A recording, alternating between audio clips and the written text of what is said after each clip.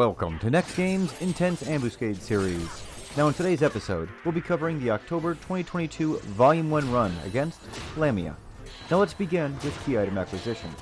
The two main places to go are to use the Nizal staging point to El Russi Al Tol, where you can run a short distance for your Lamia kill, or you can use a survival warp to Cardera Mire, and then running backwards into Arapago Reef, you will be able to find some Lamia there. Now you will need one Lamia kill for your first kill of the day, and 3 Lamia kills for multiple runs in that same day. Now sadly, this month's key item is more of a pain to get than most months, and the frustrations don't stop there. We last saw this fight in January of 2021, and back then the best I could muster was a 20-minute easy difficulty win, which was painfully slow. Now fortunately, this time SE has increased the length of time it takes for some of the nasty abilities to go off, which makes this run go quite a bit quicker. Now in this example you're seeing me take on here, I was able to get the win in about 9 minutes, and I'm sure that with further refinement you can get it as low as 7 minutes or so, but this is definitely going to be one of those harder months for soloers, even on that easy difficulty. Now while you watch this battle example, let's go into what's involved for a successful run. Now this month's fight is against 3 Lamia, Freya, Frigg, and Scothy, and I recommend you also kill them in that order. Now let's talk about them each individually before we go into the strategy as a whole. Now Freya is the main NM and is weak to piercing damage, so I suggest you use piercing when taking her on to speed along the kill.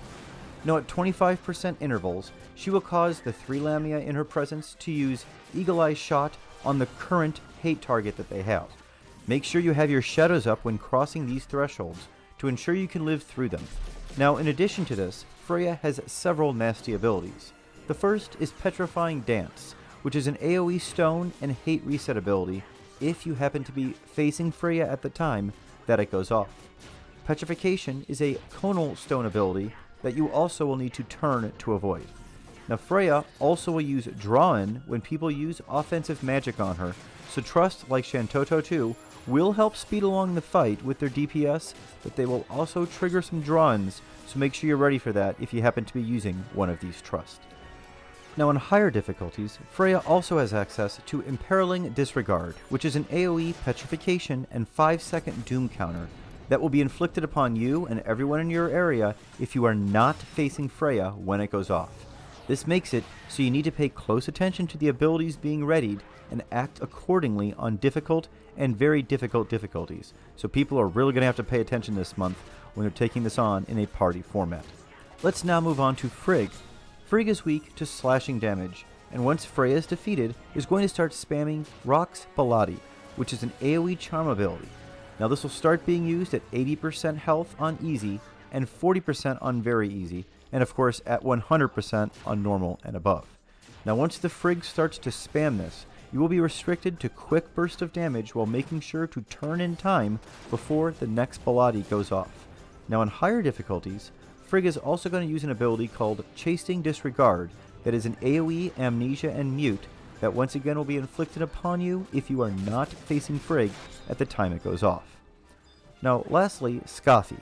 Scothy is weak to blunt damage and can also use Petrification, but in addition to that also has access to Blight Dance, or what's shown in my log as Venomous Dance. This is an AoE stone and 300 damage per tick poison that pretty much means a death sentence for anyone it hits, as you will die by the time the stone wears off. This makes it so that anytime you see Venomous Dance being readied, you definitely need to turn away as quickly as you can and wait for it to go off. Now this is the one ability that the fight most hinges on, and you really need to be ready at all times for it to be used during the run. Now the main way you prevent the overuse of this ability is to deny Scothy TP, and to make sure that you keep your shadows up at all times until you get to fighting her. Note that on the higher difficulties, Scothy can also use Imperiling Disregard just like Freya, so you also must be ready to take it on when dealing with her.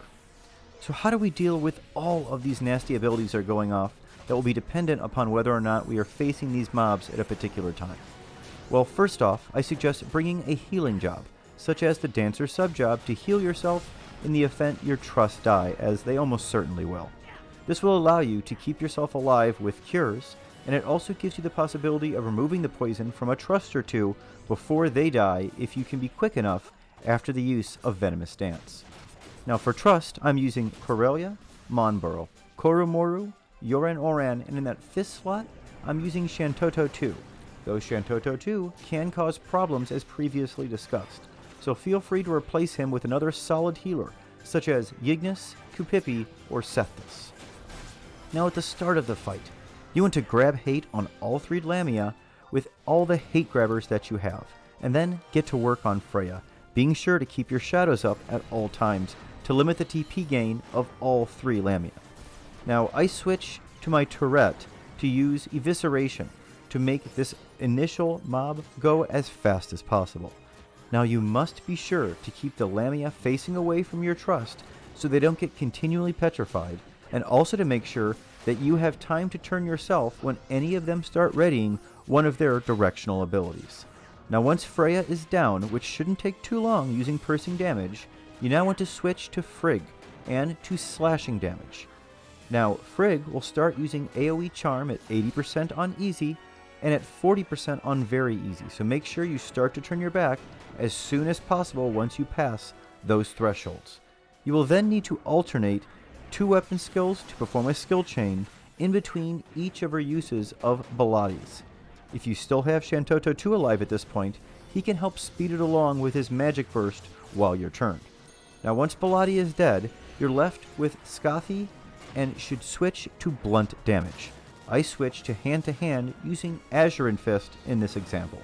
Here is where you must be on your biggest alert for the Venomous Dance ability, as you'll be continually feeding Scathy TP.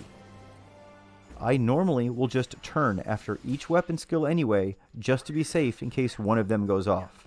I also find myself continually retreating a little bit after each weapon skill to try and pull Scathy away from my trust in the event one of those Venomous Dances does go off. Now at some point inevitably though, you're going to lose your trust once one of those Venomous Dances catches him off guard. And as long as you keep your shadows up though at this point in the fight, you should be able to quickly and easily finish the fight as you see me doing here. Now if you happen to take some damage, just make sure you heal yourself with your sub job and you should be able to get through it. Now there are lots of ways to adapt this for other jobs, but the general concepts that I've gone over here should remain the same.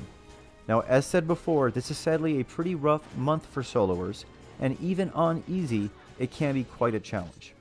Also keep in mind that groups need to pay much more attention than usual to all the different types of abilities being used for any chance at a successful run this month. Let's go ahead and see how the rest of my battle example goes. Enjoy the rest of the run, everyone.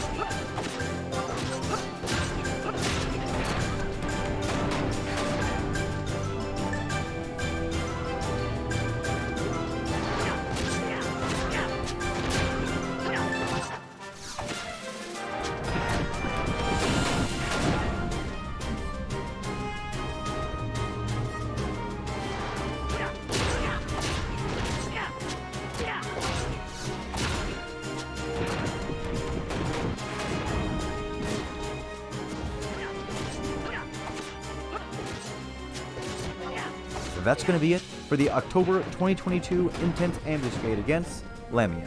Now I hope you found that helpful.